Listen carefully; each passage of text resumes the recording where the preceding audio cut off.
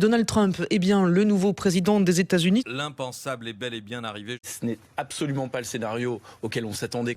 Je m'appelle Fabienne Sintès. En 2016, je présentais la matinale de France Info. Et pour la nuit américaine, nous avions décidé de passer la nuit à l'antenne. La nuit, finalement, a été beaucoup plus longue que prévu. Patrick Cohen, animateur du 7-9 de France Inter pendant 7 ans et en novembre 2016, présentateur d'une matinale spéciale pour l'élection présidentielle américaine depuis New York. Je m'appelle Mathieu Coage, je suis journaliste au service politique de BFM TV et ancien correspondant aux États-Unis de 2012 à 2016. Et le 9 novembre 2016, j'étais sur le plateau de la matinale de BFM TV. Bonjour Thomas Negaroff. Bonjour, bonsoir. Bonjour, bonsoir. On est parti pour un sacré marathon, vous et moi. On est prêts. 9 heures ensemble. On aura la chance de vous annoncer le nom du 45e président des États-Unis ou de la présidente donc des États-Unis. Je me souviens très bien d'avoir eu cette conversation avec Thomas avant qu'on arrive à l'antenne. J'ai dit quelque chose du genre, ce qui m'inquiète, c'est qu'est-ce qu'on va bien pouvoir faire autour de 3h, 3h30 du match jusqu'à 7h. Quand Clinton aura été élu, la réalité a été nettement plus intelligente que nous. J'arrive à l'antenne assez persuadé, comme d'ailleurs tout le reste de la rédaction, que cette matinale d'élection présidentielle américaine va être un peu ennuyeuse dans le sens où on est quand même tout sûr que Hillary Clinton va gagner. Et je me souviens avoir démarré cette nuit en me disant, ou avoir la perspective de cette nuit en me disant que j'étais assez content, assez fier d'avoir quelques mois plus tôt pu rencontrer la future présidente américaine puisque j'avais eu un entretien en face à face avec Hillary Clinton à l'occasion de l'apparition de son livre. Ce n'est absolument pas le scénario auquel on s'attendait quand on est entré dans ce studio il y a quelques heures. Tous les États clés ont basculé en faveur de Donald Trump. La Floride, on vient de le dire, la Caroline du Nord. Serré, ça s'est joué à quelques dizaines de On milliers n'a pas de les voix. résultats définitifs. A priori, c'est effectivement très serré. Comme c'est un système de grands électeurs très complexe, c'est pas comme en France où à une heure donnée, on a les instituts de sondage qui font une projection.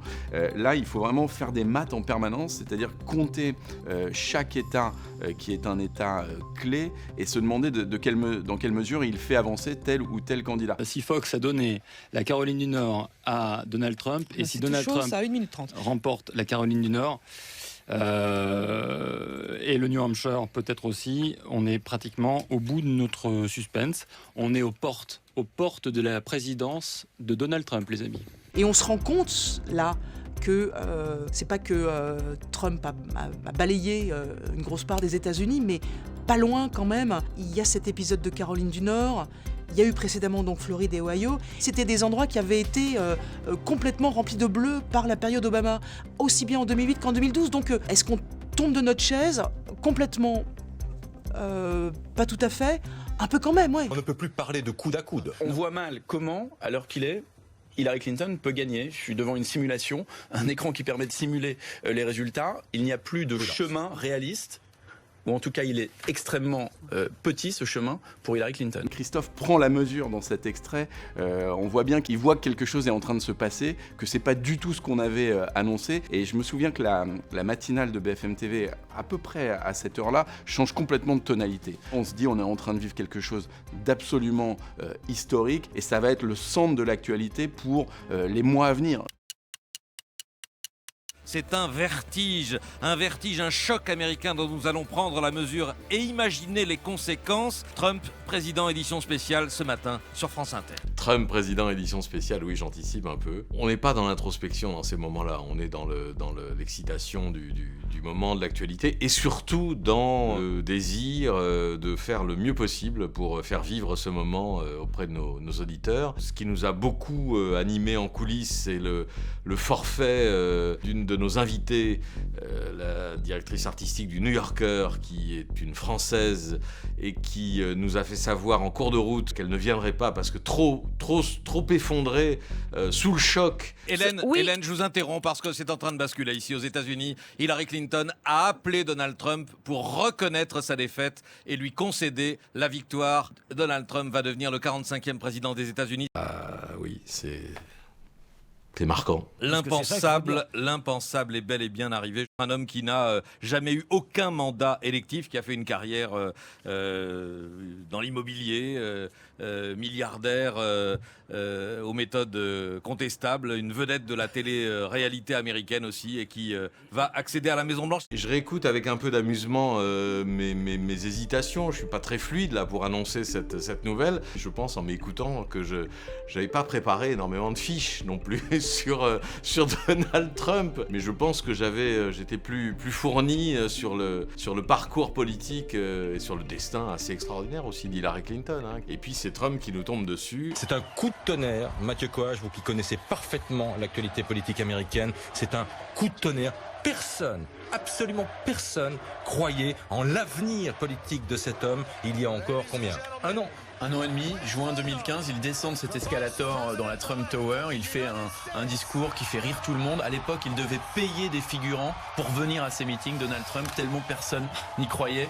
Donald Trump lui-même n'y croyait pas. Je repense à la scène de l'escalator quand il annonce sa candidature. À ce moment-là, donc moi je suis correspondant à Washington et à Paris, ça n'intéresse pas grand monde. Je suis obligé d'insister auprès de mes rédacteurs en chef pour leur dire quand même, faut en faire un peu, faut qu'on parle de cette annonce de candidature devant des figurants effectivement qui avaient été payés à l'époque pour remplir la salle parce que vraiment personne n'y croit. Et puis effectivement, 1 an et demi plus tard, annoncer la victoire de Donald Trump. Les garde-fous sont tombés et il faut comprendre que dans nos démocraties, aujourd'hui, la dynamique est populiste. Assez visionnaire de Villepin, parce que la dynamique est populiste aujourd'hui.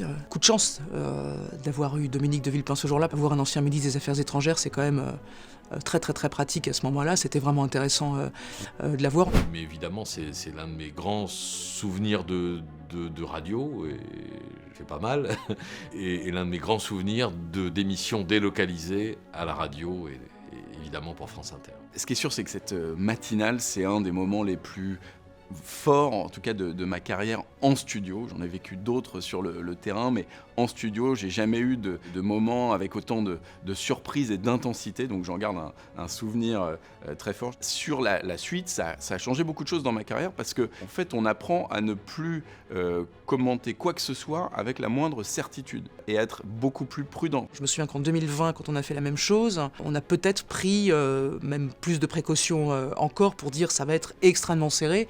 Peut-être que cette élection de 2016 nous a rappelé à quel point l'élection américaine et le mode de scrutin américain faisaient que toutes les surprises étaient possibles à n'importe quelle heure de la nuit.